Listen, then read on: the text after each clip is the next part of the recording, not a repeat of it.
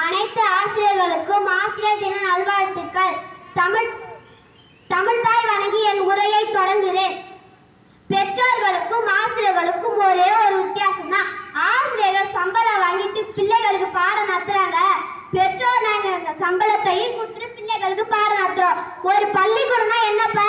அறிவையும் திறமையும் கற்றுக் கொடுக்கிற இடம் தானே பள்ளிக்கூடம். ஆனால் பள்ளிக்கூடத்துல அறிவும் திறமையும் இருந்தால்தான் நீ உள்ளேயே போன்னு சொல்கிறது எல்லாம் பள்ளிக்கூடமாயா? பிள்ளைங்க படிச்சு பரிச்சு எழுதின காலம் போய் பேரண்ட்ஸ் வந்து படிச்ச பரிச்சு எழுதினாதான் பிள்ளைங்களை பள்ளிக்கூடத்துல சேர்க்கிறாங்கயா. சின்ன பிள்ளை சொல்றான், யூகேஜி பையன் சொல்றான், எனக்கு ரொம்ப மன உளைச்சலா இருக்கு, ஸ்ட்ரெஸ்ஸா இருக்கு, நான் இனிமே பள்ளிக்கூடத்துக்கே போகல, வேலைக்கு போறேன்னு சொல்றான். டே யூகேஜி என்னடா வேலைக்கு போகணும்னு கேட்டா அதுக்கு அவன் சொல்றான், எல்கேஜி பசங்களுக்கு டியூஷன் எடுப்பேன்னு சொல்றான். அதை தானே எங்க டீச்சர்களும் செய்யறாங்க. அவங்கள விட நான் நல்லா சொல்லி கொடுப்பேன்னு சொல்றான். ஐயோ இந்த பிள்ளைகள வீட்டுல வச்சு நாங்க படுற பாடு இருக்கே.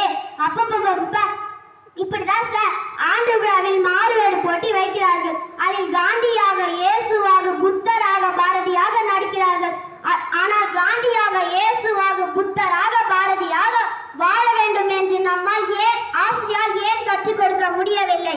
கல்வி மதிப்பெண்களை மட்டும் கற்றுக் கொடுப்பதாக இருக்கக்கூடாது. கல்வி மதிப்பான எண்ணங்களையும் கற்றுக் கொடுத்தால்தான் அது நல்ல கல்வியாக இருக்க முடியும். பிள்ளைகளை போட்டு மதிப்பெண் எடு என்று நெருக்கிற கல்விதானே இருக்குது. நீ நல்லவனா இரு, நீ 40 மார்க் எடுத்தா கூட போதும்டா, நீ நல்லவனாக இருந்தால்தான் இந்த உலகத்தில் சிறப்புன்னு அது ஏன் நம்மால் சொல்லித்தர முடியல? கியூபா தான் கல்வியில் சிறந்த நாடு என்று சொல்றாங்க. என்ன காரணம் என்றால் அவர்கள் ஒரே வார்த்தை தான் சொல்றாங்க, இங்கே பள்ளிக்கூடத்தில் பிள்ளைகள் படிப்பதில்லை, கற்கிறார்கள் என்று சொன்னார்கள். படிப்பது என்பது வேறு, கற்றல் என்பது வேறு. இந்த பிள்ளைகள் தானாக கற்றுக்கொள்ள வேண்டும். பிள்ளைகள் தானாக முன்வந்து கற்கிற ஆர்வத்தை நாம் வளர்க்கிறோமா? அன்றைக்குதான் நல்ல கல்வியாக இந்த கல்வி சூழல் அமையும். எப்பவுமே இந்த கல்வி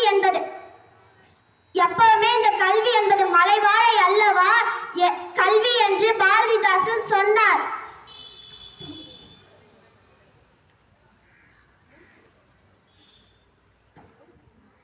நன்றி, வணக்கம்.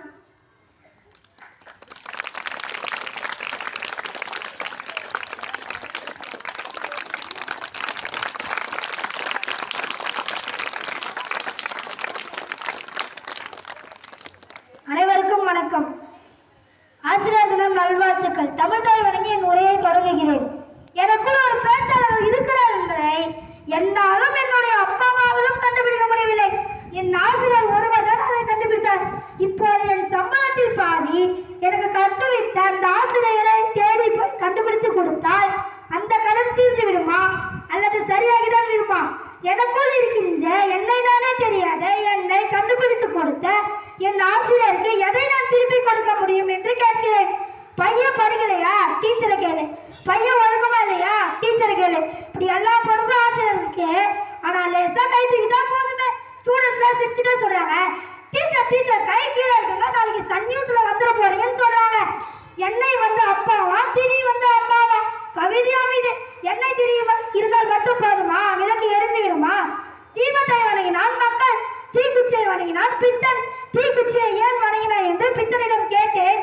எரிவதை விட ஏற்றுவதுதான் உயர்ந்தது என்று பித்தன் சொன்னார். இதை விடுங்க, 10வது 12வது மாணவர்களை விடுங்க. இப்பதாங்க 5 வயசாகுது, ஒன்னாவது படிக்கிறான். மிஸ் ஆ போட்டு சொல்லி ஆ போட்டுவான்னு சொல்லியிருக்காங்க. அவன் தான் போட்டு பார்க்குறான், அவன் வரல. ஆக்கு பதில வேற எழுத்து போட்டு பார்க்குறான். போட்டு டீச்சர்கிட்ட கொடுக்குறான். டீச்சர் கேட்குறாங்க, என்ன கேட்குறாங்க, நீங்க தான் டீச்சர் போட்டு சொன்னீங்க, அதான் டீச்சர் இது ஆ இல்லடா அப்படின்னு சொன்னதுக்கு அவன் என்ன சொல்றான், இது நல்லா தானே இருக்கு, இதையும் ஆளா வச்சுக்க கூடாது அப்படின்னு கேட்குறாங்க. அந்த வீடியோல அந்த டீச்சருக்கு எவ்வளோ பொறுமை வேணும். நீ போட்டது ஆ இல்லடா, நான் போட்ட மாதிரி பேர்னு வரேன்னு சொன்னதுக்கு அவன் என்ன சொல்றான், கடவுளை இவங்க தொல்லை தாங்க முடியலடான்னு சொன்னான். ஒரு ஆள் சொல்லி தருவா டீச்சர் இவ்வளோ கஷ்டப்படுறாங்க.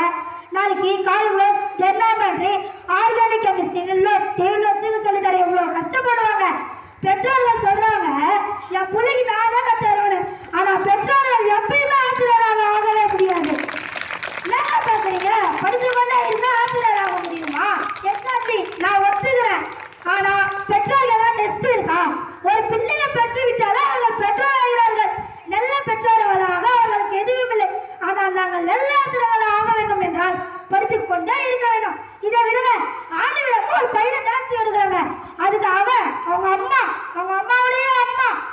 வீட்டு பாடி, எதிர் வீட்டு நாய் எல்லாரையும் கூட்டு வந்து எதை வச்சு அப்படியே ரிஜெக்ட் பண்றீங்க அப்படின்னு கேக்குறாங்க.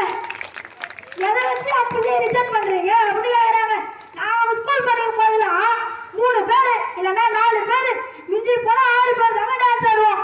இப்பெல்லாம் ஸ்டேஜ்ல 20 பேர் 30 பேர் டான்ஸ் ஆடுறாங்க. இதுக்கு பேரு டான்ஸ் ஆக என்ன காரணம் நடுவர் அவர்களே?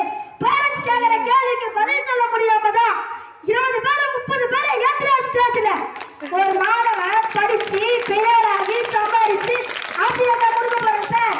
ஆனா அவன் உருவாகிறது ஆசிரியர் தானே சார். ஒரு மாணவருக்கு ஆசிரியர் தான் முக்கியத்துவம் காரணம் என்று விடைபெறுகிறேன். நன்றி.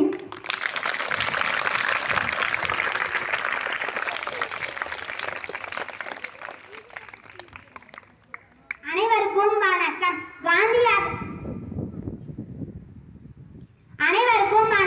காந்தியாகவோ நேருவாகவோ மாணவர்களை உருவாக்க முடியலன்னு சொன்னா அவங்க எல்லாம் போயிட்டாங்கம்மா. அவங்கள ஏன் இப்ப தேடுறீங்கன்னு கிண்டல் பண்ணிட்டு இதையெல்லாம் சொல்லிக் கொடுக்க எங்களுக்கு எங்கே நேரம் இருக்குதுன்னு கேக்குறாங்க.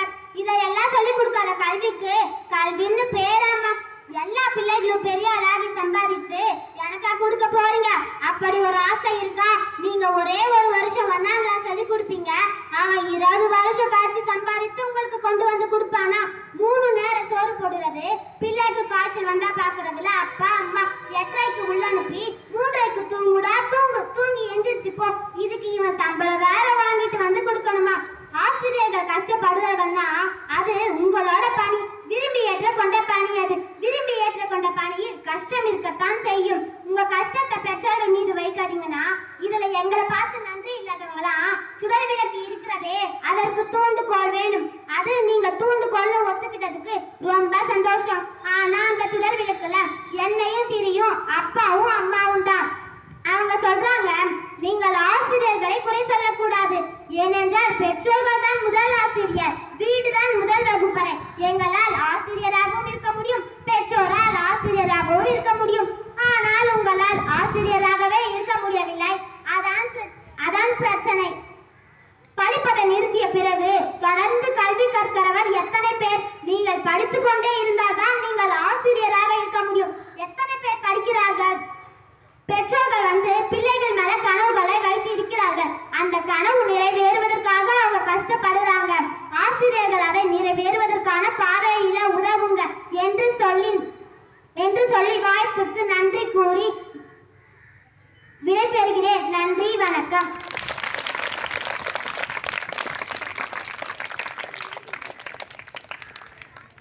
அனைவருக்கும் வணக்கம். இப்போது இந்த மேடையில நாங்க நின்று பேசுறோம். 20 நிமிஷத்துல பெல் அடிச்சு துணிச்சல் தானே பேசுறோம். இல்ல மிக அதிகமாக பேசினா 40 நிமிஷம் பேசலாம். நீங்க 1.5 மணி நேரம் பேசினா நாங்க என்ன கேட்போம்? 5 நிமிஷம் நாற்காலி கொடுங்க, கொஞ்ச நேரம் உட்காந்துட்டு பேசணும்னு சொல்றீங்க. ஒரு ஆசிரியர் தன்னுடைய வாழ்நாளில் அவ்வளவு மணி நேரம் நின்று கொண்டே செலவழிக்கிறார். அவ்வளவு மணி நேரம் உட்கார முடியுமா? எல்லா கல்லும் சிற்பமாவதில்லை. ஆனா அந்த கல் வீட்டில் இருந்தால் வருகிறது. உண்மை. ஒரு கல் சிற்பமாகும், இன்னொரு கல் தூணாக மாறும், படியாக மாறும். இன்னொரு கல் சிற்பமாக கூடிய கல் எது? படியாக கூடிய கல் எது? என திறமைகளை தெரிந்து கொள்கிற வல்லமை ஆசிரியர் தானே உண்டு. ஒரு பையன் ஸ்கூலுக்கு வரலன்னு ஆசிரியர் சொல்வாரு, Ramesh did not come today, okay let's go the lesson. அப்படியே ரமேஷ் சரி உடம்பு சரியில்லை விட்டுடுவாங்கன்னு அந்த டீச்சர் 2 நாள் ரமேஷ் வரலன்னா உள்ளம் பதைக்கும். ஃபோன் பண்ணி என்னாச்சு ரமேஷ்? இன்னும் பள்ளியில இருந்து ஃபோன் பண்றது இல்லை, கேட்கறது இல்லை. திரும்ப போகிற போது ஒரு பிள்ளை வீட்டுக்கு தாமதமாக போனா தாயார் எப்படி கண்ணீர் வடிக்கிறாளோ அப்பள்ளியின் தாளாளரும் அப்படிதான் கண்ணீர் வடிப்பார். தாய்க்கு பாசம் இருக்கிறது, தாளாளருக்கு பொறுப்பு இருக்கிறது. என்ன நினைச்சிட்டு பேசிட்டு இருக்கீங்க ஆசிரியரை பத்தி? ஆசிரியர் வந்தா பையன் சொல்லுவான் எருமை வருகிறதுன்னு. அவன் அப்படிதான் சொல்லுவான். அவன் தனக்கு எருமை பேர் வச்சிருக்கான ஆசிரியருக்கும் தெரியும். ஆனா அந்த மாணவன் கூட மார்க் கம்மியா வாங்கினானா கூப்பிட்டு டே நல்லா படிடா நல்லா வாடான்னு சொல்லு. தாயிலும் ஆசிரியருக்கு இருக்கிறது என்றால் ஆசிரியர் எத்தனை சமுதாயத்திலே உயர்த்திருக்கிறது. ஆசிரியர் ஒரு தாய் பிள்ளைக்கு கொடுப்பது பாசம். ஆனால் அந்த பிள்ளையை பற்றியான சரியான எக்ஸாம்பிள் அதை ஆசிரியரால் மட்டுமே கொடுக்க முடியும். ஒரு மாணவனுக்கு எப்போது மனசு மலர ஆரம்பிக்கிறது? ஒரு மாணவனுக்கு அவளுக்கு எப்போது மனசு மலர ஆரம்பிக்கிறது. ஒரு தோழி எப்போது கிடைக்கிறதோ அல்லது தோழன் எப்போது கிடைக்கிறாரோ வாழ்க்கை வசந்தமாக தோன்ற ஆரம்பிக்கிறது. அது வீட்டில கிடைக்காத, பள்ளியில கிடைக்காத நட்பு என்கின்ற புனிதமான தடத்தில் முதல் அடியை எடுத்து வைப்பது பள்ளி என்ற இடத்தில் தான் வருகிறது என்று சொல்லி வாய்ப்புக்கு நன்றி கூறி நன்றி வணக்கம்.